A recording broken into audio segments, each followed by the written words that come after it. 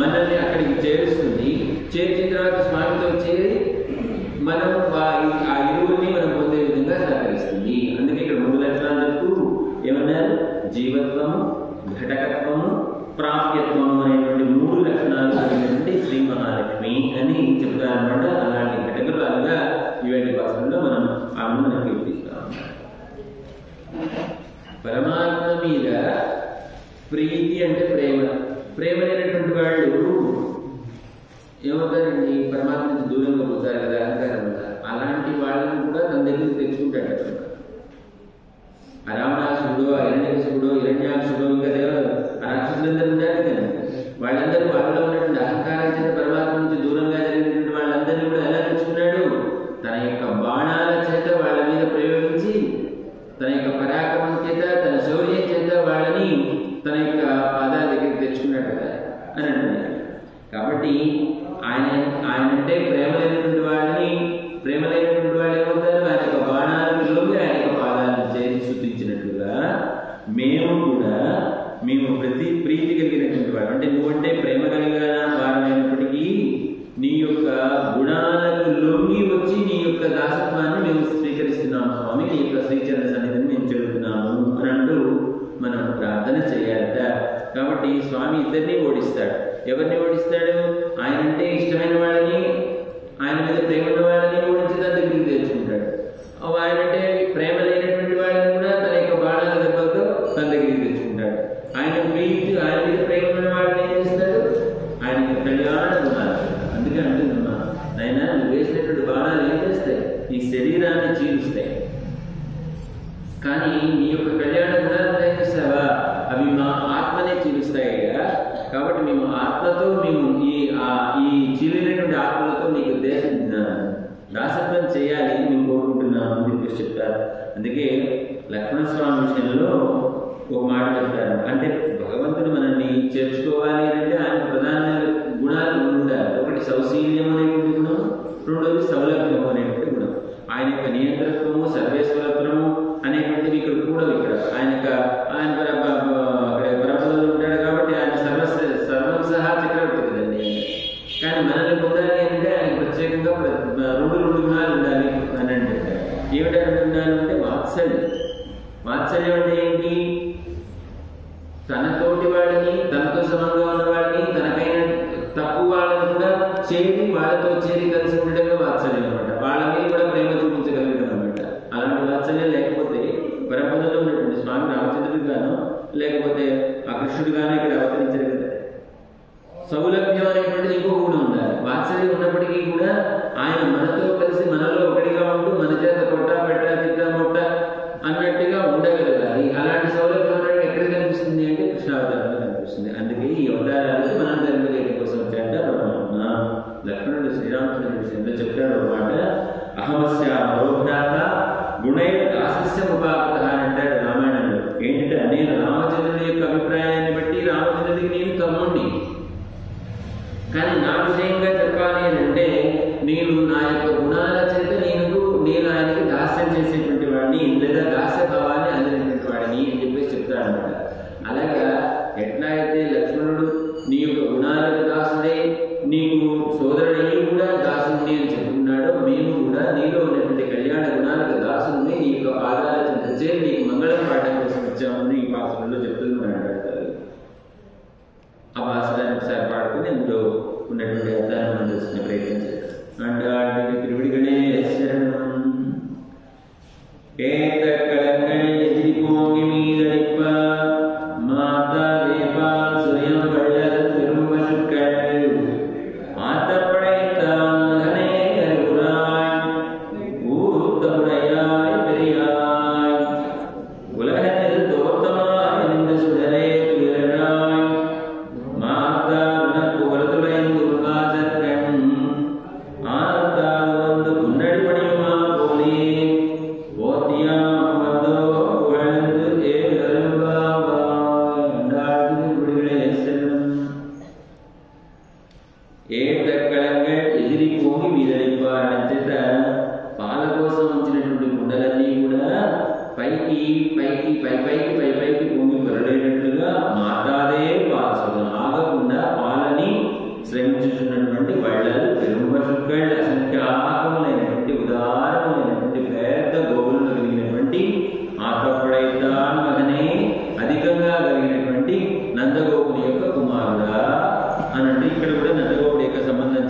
పరమాత్మ మేల్కొల్పుతున్నారు ఈ పాసనలో. அறிவுராய் మేల్కోవయ్యా, ఊర్తముడయ్యాయ్ పెరియాయ్, ఆయనలో ఉన్నటువంటి గుణాలు చెప్తున్నాడు. ఊర్తముడయ్యాయ్ ప్రమాణ దార్జ్యం కలిగినటువంటి వాడా, పెరియాయ్ ఓ పరబ్రహ్మస్వరూపుడా, ఉలగనిల్ తోతమాయ నింద సుడరే, ఓ పరబ్రహ్మస్వరూపుడా అప్రమేయుడా, మీ లోకంలో నింద సుడరే ఆవిర్భవించినటువంటి ఓ తేజస్వరూప తూ ఎరడా మేల్కొనవయ్యా అని రెండోసారి మేల్కొల్పుతున్నారు. మేల్కొల్పుతూ ఇంకేం చెప్తారు ఆయన అడిగంటే, ఏమన్నా మీరు ఇక్కడికి ఎలా వచ్చారు అన్నట్టుగా ఆయన అడిగినట్టుగా మీరు భావన చేసుకుని ఎలా వచ్చారో తర్వాత ఉన్నటువంటి పాదాల్లో చెప్తున్నారు. మాతారునకు వరదులై చుంబాసర్కన్, శత్రువులు అని అంటున్నారు. అక్కడ శత్రువులు అని చెప్పడం కంటే కూడా భగవంతుడి మీద ప్రీతి లేనటువంటి వాళ్ళు, భగవంతుడి మీద భక్తి లేనటువంటి వాళ్ళు అని చెప్తున్నాం మనం ఇక్కడ. మాతారునైకు వరదులైకు ఉన్వాసర్కన్, నీ బలానికి నీ పరాక్రమానికి లొంగి, ఉన్వాసర్కన్ నీ వాటికి ఆటాదువందు నడిపడియం ఆపునే, ఆగలేక వచ్చి నీ పాదాలు స్తుతించినట్లుగా, నీ మీద ప్రేమ లేనటువంటి వాడు నువ్వు వేసేటువంటి బాణానికి లోకి వచ్చి నీ పాదాలను చేరి స్తుతించినట్లుగా మా పోలే ఆ విధంగా పోర్తియాం ఉందో మేము వచ్చి ఉన్నాము. ఎందుకు వచ్చి ఉన్నాం? పోర్తియాం నీకు మంగళం పాడడం కోసం వచ్చి ఉన్నామయ్యా. పొగడదు ఏడు బాబా, నిన్ను పొగిడి నీకు మంగళాశాసనం చేయడం కోసం మేము వచ్చి ఉన్నాము అన్నట్టు ఈ వెంటి పాసనలో మనం అడగడానికి స్వామిని మేల్కొల్పేటువంటి ప్రయత్నంగా అమ్మని ముందుంచుకుని చేస్తున్నారు అనమాట. మరి అమ్మ మనతో పాటు ఉంది కదా, కనుకనే స్వామి మాట్లాడారు. మీరు ఎలా వచ్చారు ఇక్కడ ఇంత దూరం ఇంత దాకా ఇప్పటిదాకా ఇంత చీకట్లో ఇంత మనసులో ఇంత కష్టపడుతూ ఇప్పటిదాకా వచ్చారు, ఎలా వచ్చారు ఏమంటే ఇలా వచ్చాము నీ యొక్క కళ్యాణ గుణాలకు లొంగి నీకు దాసులమై వచ్చి నీ యొక్క పాద సన్నిధిని చేరామయ్యా అని చెప్పేసి వీటి భాషలో చెప్తున్నాను అన్నాడు. ఏతక్కడని ఎదిరిపోను మీద మాట్లాడే పాత్రలు మళ్ళీ అక్కడపడే అనే అన్నాడు. ఇక్కడ అక్కడ ఉన్నటువంటి సంపద, ఆ గో సంపద ఎంత గొప్ప సంపద అండి నందుడి దగ్గరది అని అంటే, పొడుగు కింద మన కడవలు పెట్టడమే లోపం అన్నట్టుగా పెట్టిన కడవ పెట్టినట్టుగా అలా పాలధారలు స్రవిస్తూ పొంగిపోతుంటాయి కదా, లోపల నుంచి పాలు పొంగిపోతుంటాయి కదా. అంటే కింద నుంచి పాలు పొంగుతున్నాయా పైనుంచి పాలు పడుతున్నాయా అన్నట్లుగా అంతటి ఉదారమైనటువంటి స్వభావం కలిగినటువంటి గో సంపద కలిగినటువంటి వాడు ఎవరుంటే నందగోపుడు. అలాంటి నందగోపుడు యొక్క కుమార నిమ్మయ్యా అని చెప్పేసి ఇక్కడ చెప్తున్నారు. మరి మొదటి రాష్ట్రంలో నందగోపుడు యొక్క శౌర్యాన్ని చెప్పారు. పూర్వే నందగోపన్ కుమార అని అంటూ అక్కడ చెప్పారు. నాయకనాయ నిన్న నందగోపుడే కోయిల్ కాపాని అని అంటూ అక్కడ ఆయన యొక్క నాయకత్వాన్ని చెప్పారు. ఆ తర్వాత అంబరమే తన్నీరే శౌర్యం చెయ్యం అని అంటూ ఆయన యొక్క ధార్మికత్వాన్ని చెప్పారు. ముందు మదగడిత కూడా అయినటువంటి భాషల్లో ఆయన యొక్క భుజబలాన్ని చెప్పారు. ఇన్ని లక్షణాలు కలిగినటువంటి ఆ నందగోపుడికి ఉన్నటువంటి గో సంపద యొక్క వైభవాన్ని ఇక్కడ కీర్తిస్తున్నారు అన్నమాట. కాబట్టి ఇక్కడ ఆయన అధీనంలో ఉన్నటువంటి వాడు ఎవరంటే సాక్షాత్తు శ్రీకృష్ణ పరమాత్మే కదా. సాక్షాత్తు శ్రీకృష్ణ పరమాత్మ ఎలాంటి వాడు అంటే వేద ప్రతిపాదుడవడం, ఆ వేద ప్రతిపాదుడైనటువంటి పరబ్రహ్మయే శ్రీకృష్ణుడు అని ఈ గోపికలకి తెలుసు. కనుక ఆయన ఎలా మేల్కొలుపుతారు? కృష్ణ నువ్వు నందగోపుడి యొక్క కుమారుడును, లేకపోతే వాస్తవంగా నందగోపుడు కృష్ణ పరమాత్మ కుమారుడిగా కావాలని కోరుకోలే. ఆయనే నందగోపుడికి కొడుకుగా పుట్టాలి అని వచ్చి ఇక్కడ పుట్టాడండి ఆయన. కాబట్టి ఏమయ్యా మేము నువ్వేదో నందగోపుడి యొక్క కుమారుడును, లేకపోతే సులభంగా మాకు దొరికేటువంటి వాడును వచ్చి నిన్ను ఆశ్రయించాం. మా నందగోపుడు అనేటువంటి వాడు నిన్ను కుమారుడిగా పొందాలని కోరుకుండగానే నీవే వచ్చి ఆయన కుమారుడిగా చేరావు కదా స్వామి. పోనీ నువ్వు ఆ పాలకడలు అంటే ఆ పాల సముద్రంలో సేవించుండేటువంటి ఆ క్షీరాబ్ది నాదులని శేషశాయిలని నిన్ను ఆశ్రయించడానికి రాలేదు. పోనీ ఆ వశిష్ఠుడు వామదేవుడు ఇత్యాది జ్ఞానుల చేత ఆచార్యత్వం వహించినటువంటి వాళ్ళ చేత జ్ఞానం పొందినటువంటి వాళ్ళని శ్రీరామచంద్రులని నిన్ను ఆశ్రయించడానికి నువ్వు ఇక్కడికి రాలేదా? ఆ పరమపదంలో నిత్య సూర్యుడు సేవిస్తున్నటువంటి శ్రీమన్నారాయణని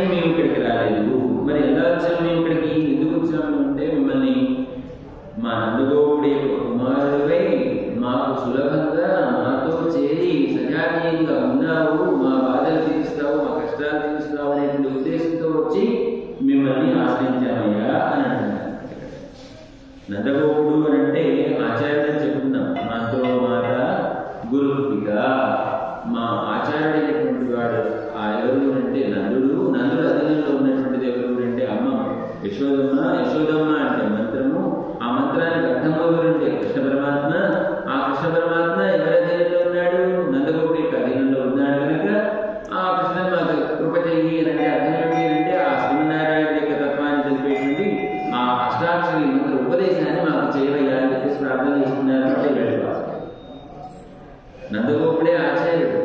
ఆచార్యుడు అనేటువంటి వాడు ఎలా ఉంటాడంటే సకల వేదాంగాలు అధ్యయనం చేసినటువంటి వాడే, వేద ప్రతిపాదనైనటువంటి పరమాత్మని తనకి విధేయుడిగా చేసుకునేటువంటి లేదా ఆయన్ని తన వశం చేసుకునేటువంటి వాడుగా ఆచార్యుడు అంటే.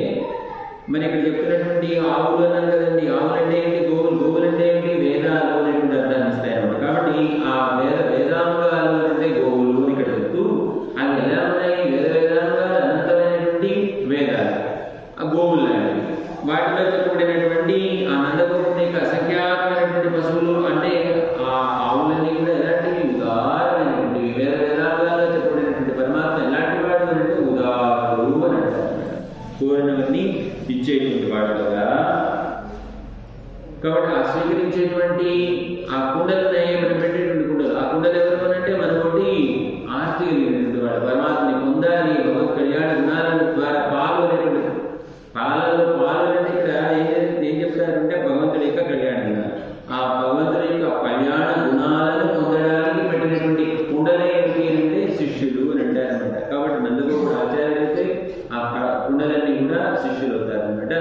ఆయన అనుగ్రహించేటువంటి వేదాంగాల్లో చెప్పబడినటువంటి పరమాత్మ యొక్క స్వరూపాన్ని వీరికి అందిస్తున్నాడు అని ఇక్కడ చెప్తున్నారు.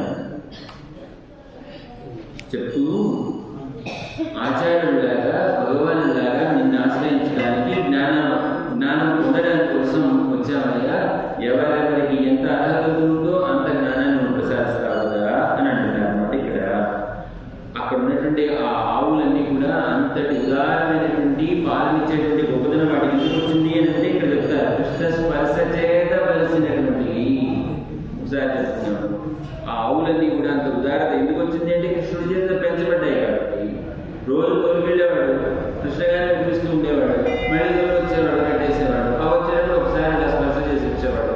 మేక మేకపోయినా కూడా వాడి కడుపుల నుండి చక్కగా పాలనిచ్చేటువంటి గోసంపద కలిగినటువంటి వాడు. పళ్ళలు వెంబచుక్కలు అని అంటున్నారు. కాబట్టి ఉదాహరణమైనటువంటి మహాత్ములకు జ్ఞానాధికులైనటువంటి శిష్యులకు జగదాచార్యుడే ఇక్కడ నందగోపుడు అని చెప్తూ అంత గోసంపద కలిగినటువంటి నందగోపుడు యొక్క కుమారుడైనటువంటి శ్రీకృష్ణ అని అంటారు. ఆయన కూడా ఎంత భావన చేసుకుంటాడంటే పతి విశ్వస్య అని అంటారు అన్నమాట. ఈ విశ్వానికంతటికీ కూడా పతి అయినటువంటి వాడు నా యొక్క ఆదరణలో ఉన్నాడు కదా అని ఆయన కూడా నందవరంలో ఆ నందగోపుడు అలా భావన చేస్తూ ఉంటాడట. కాబట్టి అంత ఐశ్వర్యం కలిగినటువంటి ఓ నందగోపాల, ఓ నందగోప కుమారుడా మేల్కొనవయ్యా అని అంటున్నాడు. సరేనగా మేల్కొలుపుతూ వీళ్ళు అంటున్నారు ఇక్కడ ఊతమరయ్యా, దృఢతరమైనటువంటి ప్రమాణ సిద్ధమైనటువంటి వాడా అని అంటున్నారు అన్నమాట. ఇక్కడ అంటే ఆ నందగోపుడి యొక్క వంశంలో కుమారుడైనటువంటి శ్రీకృష్ణుడు అపౌరుషేయాలైనటువంటి వేదాల చేత ప్రతిపాదించబడినటువంటి శ్రీకృష్ణ తత్వం ఎలాంటి తత్వం అంటే దార్ఢ్యమైనటువంటిది. అంటే ఊతముడయ్యా అని చెప్పడం చెప్తా. ఊతం అంటే దార్ఢ్యం అంటే ఏంటి? కలవాడు. ఇప్పుడు ఊరిక గలవాడా అని అంటున్నాడు. అంటే దృఢత్వం కలిగినటువంటి వాడా అంటారు. భక్తుల్ని కాపాడాలి అనే విషయంలో ఎలాంటి దృఢత్వం కలిగినటువంటి వాడు అంటే దానవులతో భగవంతుని ఒకసారి యుద్ధం జరిగింది. ఒకసారి చాలాసార్లు జరిగింది. రాక్షసులతో యుద్ధంగా ఏం చేశారు. ఆ యుద్ధం చేసేటువంటి సమయంలో ఈ కాలనేమి లాంటి వీళ్ళు రాక్షసులు ఉండేవారు. ఆ రాక్షసుల మీద ఈయన బాణాలని పరంపరగా వదిలి బాణ వర్షాన్ని వదులుతుంటే వాళ్ళ చేతిలో ఉన్నటువంటి ఆయుధాన్ని విరిగిపోయి ఇక వాళ్ళు ఆ స్వామి యొక్క దెబ్బకు తట్టుకోలేక వెన్ను చూపించి పారిపోతున్నారు. ఆ పారిపోతున్నటువంటి వాళ్ళని కూడా వదిలిపెట్టకుండా ఈ బాణాలు వేస్తున్నట్ట పరమాత్మ. వాడికి అనుమానం వచ్చింది. వెన్ను చూపించి పారిపోయేవాడు పరాజితుడే కదా, ఓడిపోయినాడు కదా. ఓడిపోయిన వాళ్ళని బాణాలు వేస్తారా? నీకు క్షత్రియ ధర్మం తెలియదా అని చెప్పేసి అడిగారు. వారి నాయన మరి మీకు క్షత్రియ ధర్మం అయితే నువ్వు క్షత్రియ ధర్మం తెలిసినటువంటి వాడైతే నేను నీకు క్షత్రియుడిగానే క్షత్రియ ధర్మాన్ని ప్రతిపాదించే వాళ్ళగానే ఉండేవాడిని. కానీ మీరేం చేశారు? ఆ దేవతల మీద వాళ్ళు ఓడిపోయి పారిపోతున్నా కూడా బాణాలను మీరు గుర్తించారే, మరి మీకు బుద్ధి రావద్దు అన్నట్టుగా తనను ఆశ్రయించినటువంటి ఆ దేవతల్ని రక్షించడం కోసం ఆ దానవుల మీద బాణ పరంపర కురిపించి వాళ్ళని తన వాళ్ళగా చేసుకున్నాడు అని చెప్పేసి చెప్తారన్నమాట ఇక్కడ విషయంలో. అది ఆయనలో ఉన్నటువంటి దృఢత్వము అని చెప్పి చెప్తారన్నమాట. వేదం కూడా ఏం చెబుతుంది? సర్వే వేద ఎప్పదమామనంత సర్వే వేద ఎత్రైకం భవంతి అని అంటాడు. అంటే సర్వవేదాలు ఏ తత్వాన్ని ప్రతిపాదిస్తున్నాయో, సర్వవేదాల యొక్క తాత్పర్యం ఏంటో ఆ తత్వాన్ని ప్రతిపాదించడంలోనే ఏకరూపంగా శ్రీమన్నారాయణే మనకు ప్రాప్యమయ్యేటువంటి రూపము అని మనం భావన చేయాలి అని చెప్పి చెప్తారన్నమాట. ఈ సందర్భంలో ఇంకొక మాట వాడుతున్నారు ఇక్కడ. పెరియాయ్ పెరియాయ్ అనే చేత నిరతిశయ బృహత్వం కలిగినటువంటి వాడా, స్వరూపం చేత గుణాల చేత కూడా వాక్కుకి మనస్సుకి గోచరం కానిటువంటి వాడు. పరమాత్మ ఏమంటారు? అవామానస గోచరుడు అని అంటారు. వాక్కుకి మనస్సుకి కూడా అందినటువంటి వాడు ఎవరు అంటే పరమాత్మ. యతో వాచో నివర్తంతే అప్రాప్య మనసా సహా, దేనిని అందలేక మనస్సుతో పాటు వాక్కు కూడా వెనక్కి తిరిగి వచ్చిందో అని అంటున్నారు. బయలుదేరింది. ఎవరు బయలుదేరారు? మనస్సు. ఎవరు? ఈ పైన చెప్పినటువంటి తత్వం కలిగినటువంటి వాడు ఎవడా, ఎక్కడ ఉన్నాడా అని వెతకడానికి బయలుదేరింది మనసు. ఆ మనసు వల్ల కాదు, ఆ మనసు వెనకాల పడిపోతుంది వాక్. ఆ వాక్ వల్ల కూడా కాదనమాట. యతో వాచో నివర్తంతే అప్రాప్య మనసాస, దేనినందలేక మనసుతో పాటు వాక్ కూడా వెనక్కి మరలి వచ్చిందో అలాంటిది ఏదో అదే పరమాత్మయ, అదే శ్రీకృష్ణ తత్వం అని చెప్పేసి గోపికలకు తెలుసు.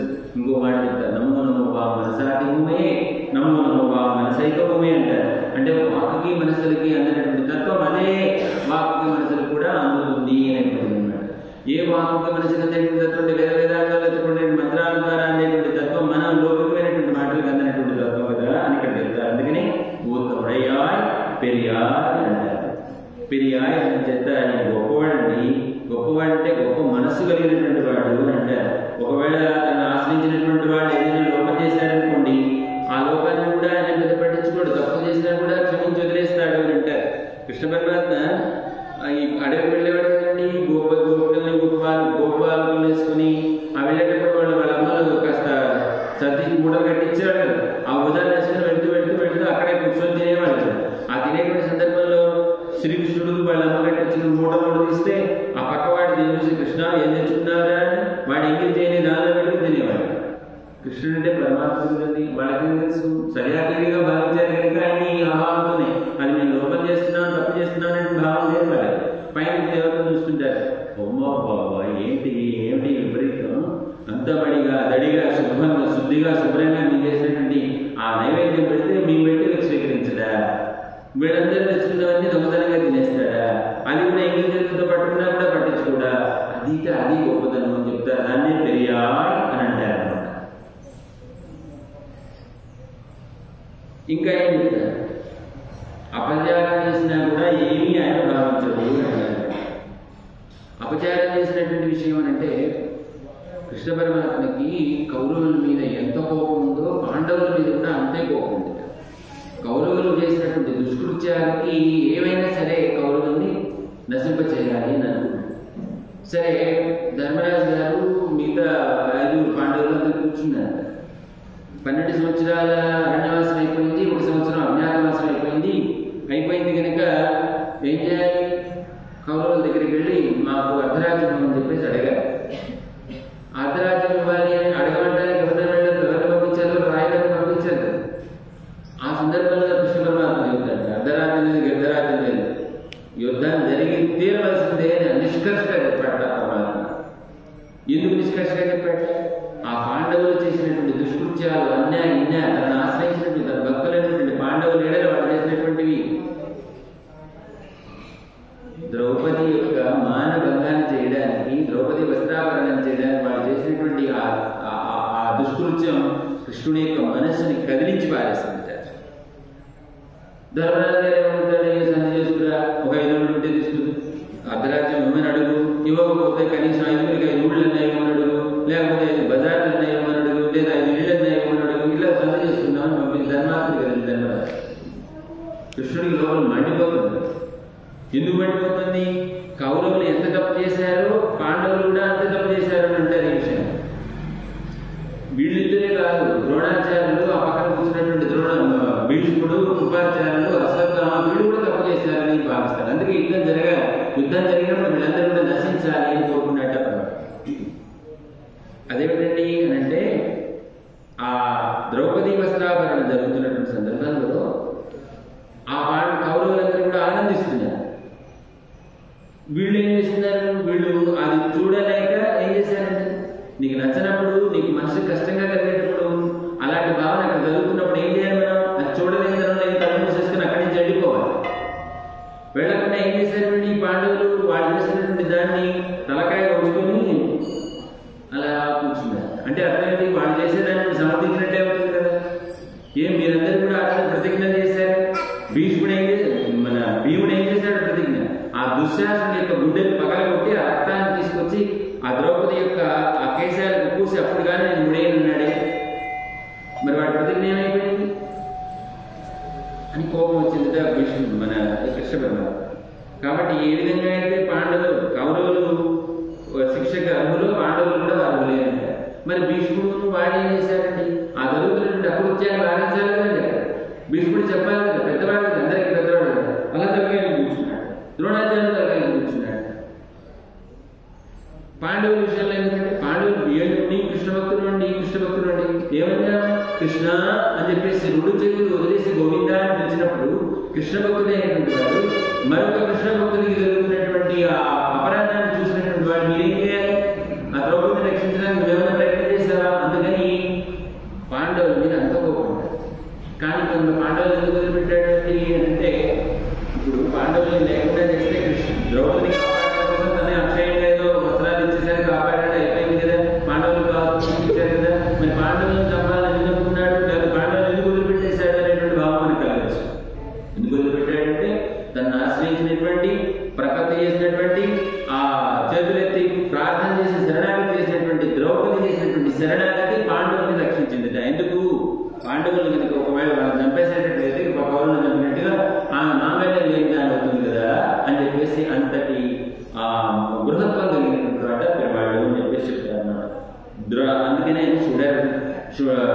తేజస్సు కలిగినటువంటి వాడా అని చెప్పి చెప్తారు. ఇలాగా అయిన తర్వాత సరే సంగ్రామం అంతా అయిపోయిన తర్వాత సరే వాళ్ళకి రాజ్యం ఒక చెప్పాడు.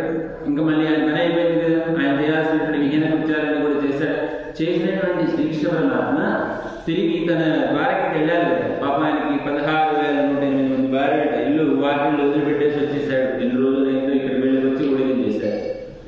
అయిపోయిన తర్వాత వెళుతూ కుంతి దగ్గరికి వచ్చాడు.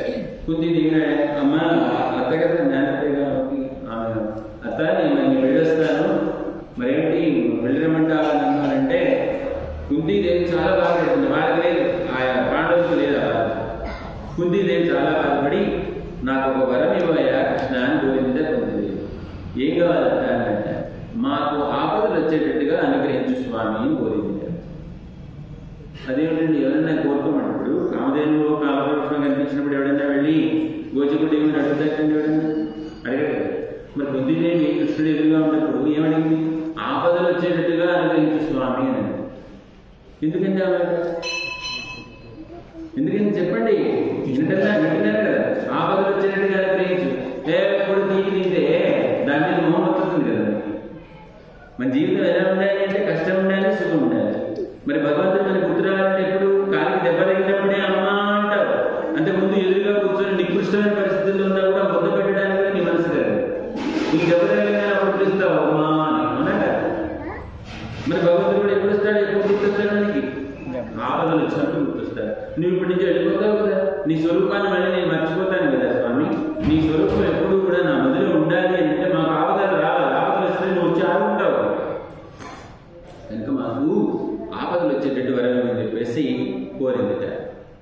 అదే వద్ద అంటున్నావు, లేదయ్యా నిన్ను చూస్తే మాకు కలిగేటువంటి ఆనందం అంతటి ఇంతటి ఆనందం కాదయ్యా, నిన్ను చూడాలి, నిన్ను ఎప్పుడు నువ్వు మా కళ్ళ ముందు నిలబడాలి అని మేము కోరుకుంటున్నామయ్యా. ఎలాంటి చూపు చూడాలని కోరుకుంటే తెలుసా అండి కుంతిదేవి. ఒకసారి జైల్లో పెట్టారు కదండి ఎవరిని, వసుదేవుని దేవకీదేవిని. వసుదేవుడు ఎవరు అంటే సాక్షాత్ అన్నగారే వస్తాడు. ఇవాళ వెళ్ళిన తర్వాత అక్కడ వాళ్ళ అన్నగారి దగ్గరికి వెళ్తే కుంతిని అంటే వసుదేవుడు మేనత్తయ్యగా అమ్మా నీ మేనల్లుడు అక్కడ రేపల్లో యశోదమ్మ దగ్గర పెరుగుతున్నాడు, వెళ్ళి ఒక్కసారి చూడవా, వీళ్ళని చూడడానికి అవకాశం లేదు మేనత్తకి చెప్పాడు. సరే చెప్పాడు కదా అని ఇవి బయలుదేరి వెళ్ళింది కుంతిదేవి. అక్కడికి వెళ్ళే సమయానికి ఏం జరుగుతుందిట, యశోదమ్మ మహా కోపంగా ఉందిట, కళ్ళు ఎర్రబడిపోయినట్టు, ఒక చేతితో కర్ర తీసుకుందిట, ఒక చేతితో తాడు తీసుకుందిట, ఒక చేతితో కృష్ణుడు పడుకుందిట. ఎందుకు ఏం చేసేస్తాడు తొందర పని చేసేసరికి ఏ కోపం వచ్చింది. ఆ కోపం తెచ్చుకోవాలి కదా, కట్టేసేయాలి ఈ పెద్ద వదిలిపెట్టి ఉండదు అని నేను కోపాన్ని తెచ్చుకున్నటువంటిది ఆ తాడు ఒకటి తీసుకొని ఆ కృష్ణుడిని అక్కడ ఉన్నట్టు రోలు కట్టేసే ప్రయత్నం చేస్తూ ఉంటే కృష్ణ పరమాత్మ తక్కువ పెట్టండి. ఆయన అందరినీ ఏడిపించేవాడు ఏడుస్తాడా, దొంగ ఏడుస్తున్నాడ, నేను చేయలేదమ్మా, నన్ను క్షమించమ్మా, ఇంకా మళ్ళీ ఎప్పుడు చేయనమ్మా అన్నట్టు ఇంకా రెచ్చిపోయి కోపంతో మాట్లాడుతుంటారు. అలాంటి సందర్భంలో కృష్ణుడు ఎవరైనా పిల్లలు ఏడుస్తుంటే తిట్టినప్పుడు పెద్దగా అనిపించింది కానీ తిట్టిన తర్వాత వాళ్ళు ఏం చేస్తారంటే కళ్ళ ఉండే నీళ్లు కాచేస్తుంటారు. ఆ కళ్ళ నీళ్లు చూస్తే మన మనసు బండరాయికైనా ఉదయం జరుగుతుంది కదా. ఆ అమ్మ యొక్క మనస్సుని ద్రవింపజేయడం కోసం ఏడవాలని నీకు ఏడుపు రాదు, మరి ఎలా ఏడవాలి? అమ్మ ఏం చేస్తుంది, ఆమెకి శుభ్రంగా స్నానం చేయించిన తర్వాత ఆ ముఖానికి ఏం పెడుతుందండి, కాటుకు దిద్దుతుంది కదా.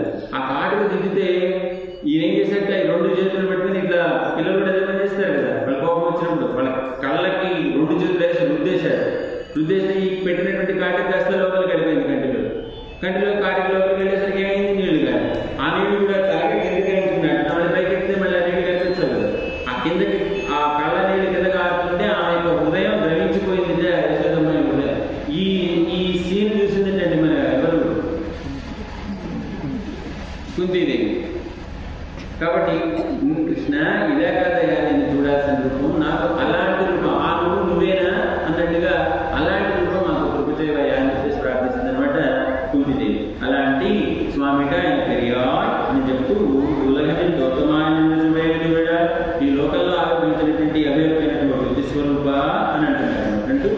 ఇంకా ఏం చెప్పారు, మాతాడుకు ఉదయం మాసరిక నాతాడుకు ఉండడం నీ మా ఊరే పోతున్నాము. నీ శత్రువుల యొక్క బలం నీ యొక్క బాణాలలోకి నేను చేరినట్లుగా మేము కూడా నీ యొక్క గుణాలలోకి నీ యొక్క శ్రీచరణాలను చేసి నీకు దాస్యం చేయడం కోసం వచ్చాము స్వామి అంటూ ఈవేళ పాత్రలో మనం అంటానికి చేస్తారు. మరి విశేషాలు రేపు పాత్రలు తెలుసుకునే ప్రయత్నం చేద్దాం. స్వస్తి అండ